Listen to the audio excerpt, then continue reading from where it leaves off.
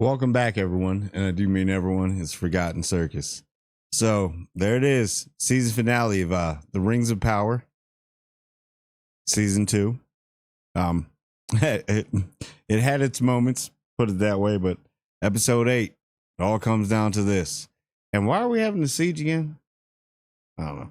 But so we got it starts off basically at Casa Doom with the dwarves, and I'm always about the dwarves. I think dwarves are dope, but there's some parts in this where it's just like, okay, yeah. And so we find out that Deesa is still alive. So Doran the Younger finds his boo, and I really like them as a couple. They're dope in the show. There's certain parts about the show I do like. I just think it's terribly written, but yeah.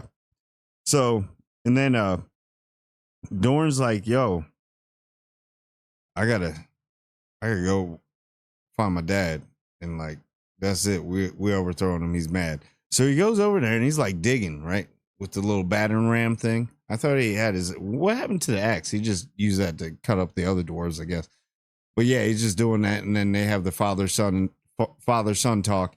And Doran's kind of like, take off the ring, bro. Come at me, bro. Take off the ring. And getting this whole father. I just like the dwarves. I don't want to get too much into it. This does have spoilers, but watch for yourself. It's that moment, and then he's like, "I'm not even going to listen to you anymore." Like King Doran, the elder, he's like, "I'm not even going to. Why am I listening to my son, or whatever?" And then freaking, he's like, "Stop being so weak." And then he cracks through the wall.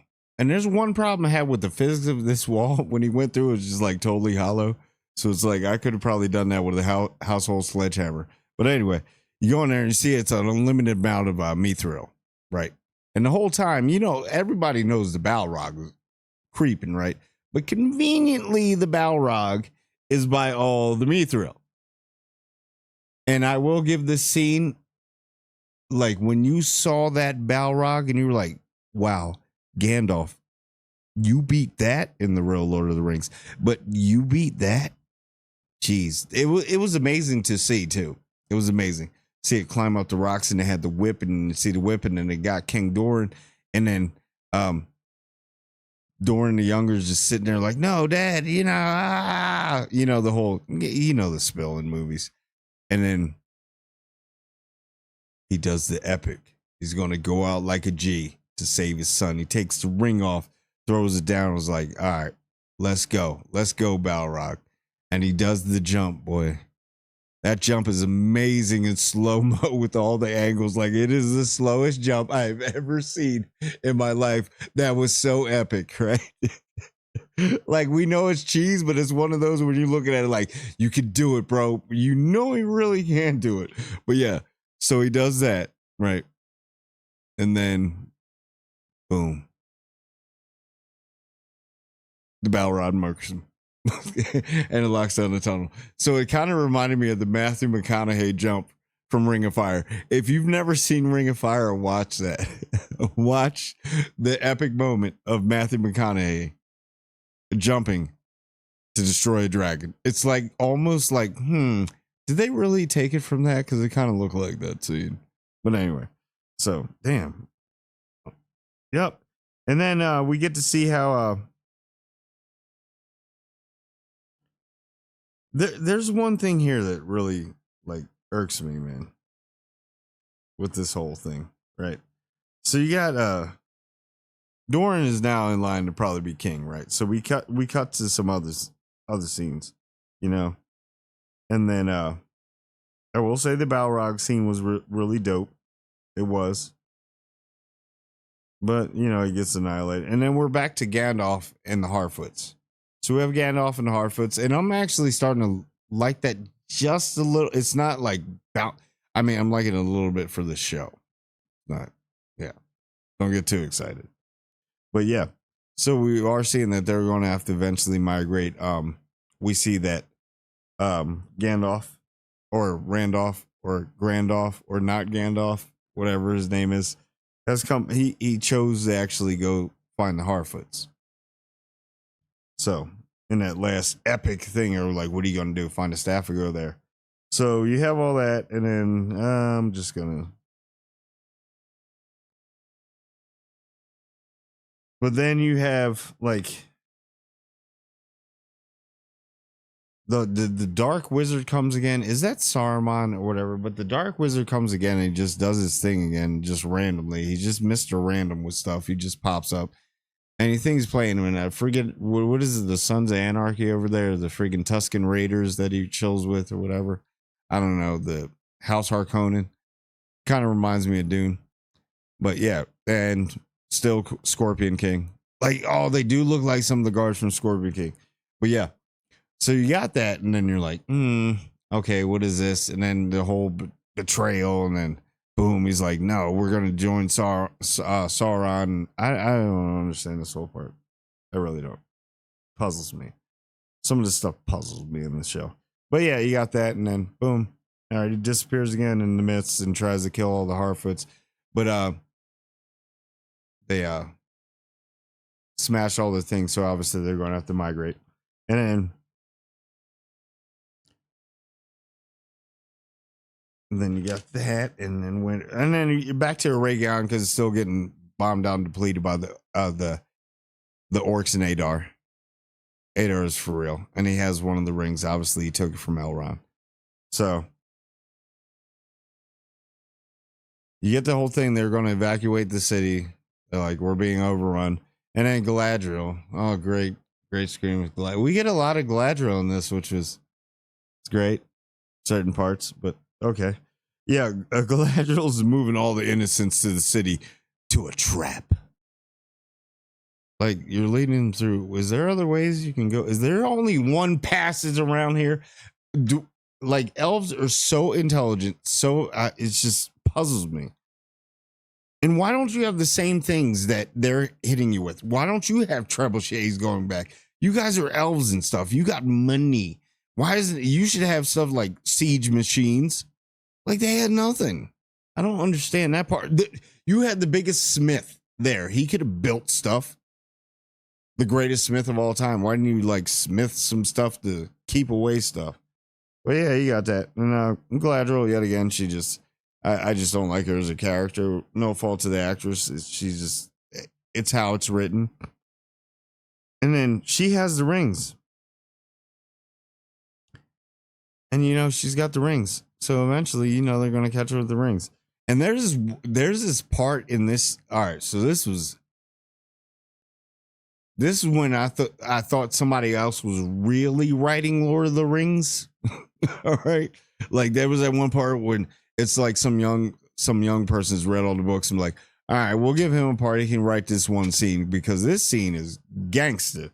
Sauron is literally like shooting. So he's got Celebrimbor down and he's just like has them all tied up and he's just shooting arrows into him like, dude. But non-fatal spots, right? Which is crazy. And then he starts to torture him with the arrow. And I'm like, yo, now you finally seeing the true Sauron. You can see his face change. They did this part good. I did like this in the episode. And then you see that he is just pure evil. Sauron is just absolutely pure evil. He don't care. Literally, this guy does not care. But does he? So we're going to get some parts from like, oh, did somebody else write this? It was going so well. He's evil. I mean, but the guy, he's just absolutely evil. He's so menacing in the scene. And then you get the part where like you're literally like, this guy is a madman. He is so jealous of like Morgoth. And how if Morgoth was here, he'd be nothing. He's just but you're more powerful than anybody. But yeah. And then Celebrimbor kind of spites him, tells him, oh, yeah, you're just controlled by the rings, stuff like that. You're just controlled by the rings and whatever. He's like, I can do whatever I want to. He was like, okay, well, I'm going to tell you. And he finally like stands up and he literally, he tells him the future, what's going to happen to him. That part was really good. And then he finally says it. He calls him Lord of the Rings. Can we stop giving Sauron ideas? Because now he knows to make the one ring to control all the rings. I get what you were doing, Celebrimbor, but you stop giving this guy ideas because obviously he's good at being on the fly. So yeah. So you got that, and then yep. And then he calls him Lord of the Rings, and then Sauron cries because he really feels for it. And then he teams up with the orcs. So you have the whole, and that part you're like, you start to see some of like not humanity, but he does feel something, even though it's a weird, cold, black darkness of the abyss, which Team Sauron. But yeah, and then we got Theo and Isildur. I'm gonna skip over to Numenorians because Numenorians are a waste of time in this episode. I'm not gonna focus on it too much. I'm gonna focus on certain things with the Numenorians, and because it's just pointless. I thought the Numenorians would be way better than this, way more grander, way more like these were the best of men and women, the best of the human side. Like they were up there with the elves and all them, and they're just not showing it in this show how good they were. So if you watch Lord of the Rings, the first one, when the Numenorians are all lined up, yeah, they were going toe to toe with everything. So they did it right in that. And then so you get to see the part where, like, I'm gonna get past that, but Adar or whatever, and I guess because Galadriel gives herself up to the orcs, so then she can get to Adar, and try and make some type of alliance and say, I got these rings, that's what you want, or whatever, right? So he goes there and he has the ring on, and you get to see him de-aged, or how he would look like if he, because remember, he was the first. What he would look like in his younger years is like an elf before he got, that. But yeah, it looked like he would spent too many days in on Miami Beach with no sun. Why do he look so bronze? Like it looks like he was painted. But yeah, you got that, and then he's like, yeah, but look, let's make a pact. I'll give you the ring. So that's another thing. The ring didn't really affect him, which it's kind of a waste of a storyline. Like, why didn't the ring affect him? Because he just takes it right off and he gives it to Galadriel. And like, look, we need to team up and use the rings. We need to beat Sauron, and we can all team up, elves and that. Yep. And you think this pact is going to happen, and nope, no, it doesn't. Because Sauron, yet again, the great deceiver, is smarter than everybody in this show. He's just OP smart. He's like, nope, boom. So they set him up, and one of the works acting like he's hurt, and then the old stab, the old trickery stab, like gotcha, ha. Yeah, that happens, right? And then obviously they start just murking Ador, and he's like, my children, because remember, orcs and everybody has feelings in the show. Orcs have feelings, and they're orcs with feelings. Put it that way. So yeah, then they just murk him, and then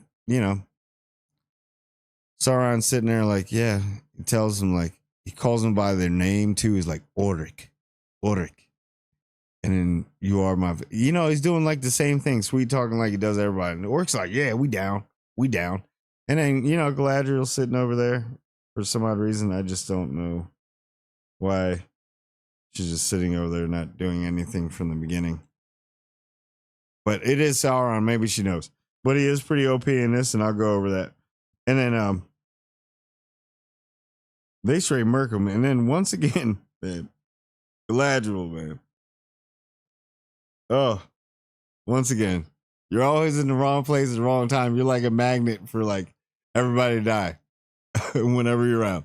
Like, can you go on a pilgrimage somewhere? I don't know. But Glug gets the final blow, and then we get the whole Galadriel Sauron scene, right? Where they're like, she's sitting there like, oh yeah, calling him out and everything, like, oh, you played it from the beginning and all that. Boo, you my boo, you played it from the beginning. And he's like, no, technically I played everybody else. I was actually telling you, because Sauron's so smart. He's like, look, I'm telling you. So I'm breaking it down. It's different in the show, but I'm breaking down basically how I said it to her. She was like, oh, so you lied to me, deceived me. No, I didn't lie to you. I deceived everybody else. I just didn't tell you everything because this would have happened, and it happened anyway. So it's like, but he was like, you my boo. and some of this stuff was true. So they get the little fight thing and it's doing a little choreography. It's pretty dope, actually. Galadriel's getting it. The actress is actually really doing it. But Sauron is super OP, and he's using the cheat code of Morgoth's helmet, which is going to be his helmet, Sauron's helmet. He's like parrying her every time. So that was pretty. That actually the choreograph in the fight, because it wasn't over the top. It was pretty good. I'll give it that. But Sauron is just so OP. So he sits there and he's like, he's a kung fu master, man. He's like, do you know who I am? And then we got King Gigachag and Elrond. They burn all the records and stuff. I'm going to skip past the scene because it's like nothing really. It's a pointless scene or whatever. And then they go back to Sauron and Galadriel. The relationship of the ages. Man, this is like something else, man. It's like days of our lives between these two. So they're sitting there fighting, and he just like, whatever, and then she gets the one scene where she does like this, like this kick. It's a very unique kick. It's like a spinning heel kick or whatever she does with her. And he was like, oh man, Galadriel got it. And he just gets up and stabs her with the crown. And then I do this part. Sauron is kind of gangster in some of these scenes because he does some grimy stuff. So he's dragging her against the wall every time she's saying something. He's like, give me the ring. Give me the ring. He's like, give me the ring. Wax on, wax off. Give me the ring. And she's like, no, you're not going to get the ring. And then, so he doesn't get the ring. She does some heroic thing. And, he's like, not all of it. I did love you, basically. He's trying to tell her and everything. Like, but if I got to do this. And he does the whole stab him and everything. And then she does the whole thing with the ring where it's not going to go to his hand. She's like, hand it to him. And he's like, no. Something's wrong here. You just can see his face change a little bit. And then she goes to do the old drop-a-rooney into the hand. But nope, she catches it and jumps off the cliff. And you're like, and everybody, all the elves and everything. And can somebody please explain to me, did Arendir get some speed healing or some force healing? But how is this guy like perfectly again? You don't even see where the thing was. I don't understand. What all of a sudden this guy's just running around again. Like, who is the medic out there in that battlefield? Because they definitely need to be employed more. But yeah, you got that. And then she falls off, and then you're like, oh, it's a sacrifice. But obviously we know from watching Lord of the Rings that, yeah, come on. So she falls and hits every single tree. Like, she falls into trees and then falls down, and then she's okay. And then they heal her because Elrond, not you, Elrond. Once again, he deceives, and then they put on a ring to heal her and then make everything right. So now they're going to get up this new force of elves to fight Sauron. And Sauron finds the hammer. Now he's got the thing in his ear from Celebrimbor that he can just forge one ring to rule all the rings, and they can control everybody. So. Yep. So you got that. And yeah. And you got the whole shape-shifting scene too with I forgot about that, the whole shape-shifting team that they had going there. Sauron is just good, master manipulator. He's just Galadriel's fighting and all that. This came a little bit before, but I had to add that. And he's changing everybody, and then he changed her. I can't take one Galadriel, but when they had two Galadriels, I was like, that's too many Galadriels. But yeah, you got that. And then so basically what happens is Sauron does have the upper hand, but freaking the dwarves come through, save the day. So we get that one scene with Elrond and Doran, which is in line to be king. Yeah, so they kind of have the orcs on retreat and take over that. So that was okay. And then talk about the Shadow Realm. And then Glugs gets killed too. Glugs gets killed by Sauron. So didn't know anything about gloves. And they fell for it. So we finally get where we get back to the Númenóreans. We're going to skip over that. Númenóreans are boring, but basically Elendil gets out of there, and I guess the queen's just going to be up for whatever. So we get the Harfoots narration, which I thought was the end. They're narrating everybody where they're going, but no, they go on for like another 15 minutes. So, And we get Gandalf again. The Harfoots are going to leave. They're going to eventually probably build the Shire. And what is her name? Nori. Nori's going to be the one to lead them like Moses. So that seems what it looks like. She's going to take them to the land of milk and honey. So that's good for them. And then eventually they'll become the Hobbits. But I know Harfoots would first. I get it. That's for you, Rob. You're out there. But yeah. And then Gandalf finds his staff. Is from an orc that just threw it down or whatever. He finds his staff and then, he does a little walk. And then we get the Dark Wizard again just popping up out there. What is the point of that guy? I think it's Saruman. But yeah. And Doran has to fight for his throne because now people like saying, all right, our dad's gone. But now he has a brother that I didn't know about. And then there's other people that said they'll be rightful for the throne. So he's not fully elected. So he's going to have to probably do some. There's going to be some season or some episodes next season where, it probably goes in that direction. His, campaign for kingship, which I like the dwarves, so keep bringing them.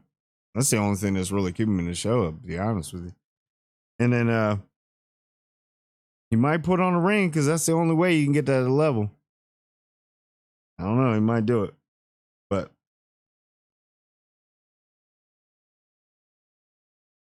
I think that might be it. But then you see the sword giving to Elendil, the sword that obviously is going to be the one that, spoiler alert, is going to cut off the finger of Sauron. Now Elendil has it, so he's the father.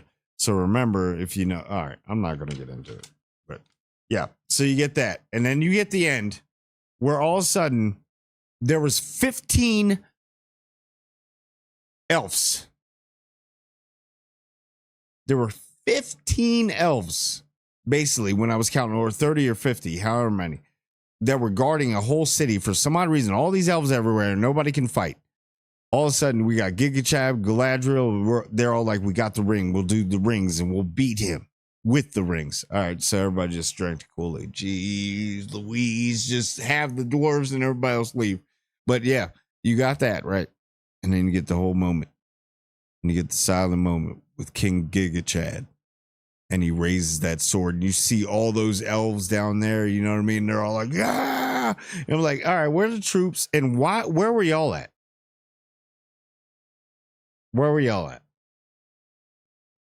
There's a lot of people coming out of the trees right now. All these elves coming from right. Where's the other factions of elves? Don't they have other factions? Why is he? I'm so puzzled. I thought the elves would have had more numbers. Because when you look at Lord of the Rings, the first one, when you look at the amount of the armies of men and elves, it's ridiculous. But okay, I know that's later. But anyway, that was my season finale of the Rings of Power review. Sorry it was a little long. If you stayed through it the whole time, appreciate it. But yeah, on to season 3 because this is 5 seasons, so I'm going all the way in. This one I can do for y'all. This one I definitely can do for y'all. It's okay. Because it's not that bad in certain points, certain parts of it. And a lot of the special effects are, you see where the money went. It's good. So I'll keep going. I mean, I'll review it. I can't just be like bollocks on this too far in. But Agatha, I'm done on. You can have that. But anyway, tell me what you think. Like, comment, and subscribe. And I want everyone to subscribe. And I do mean everyone.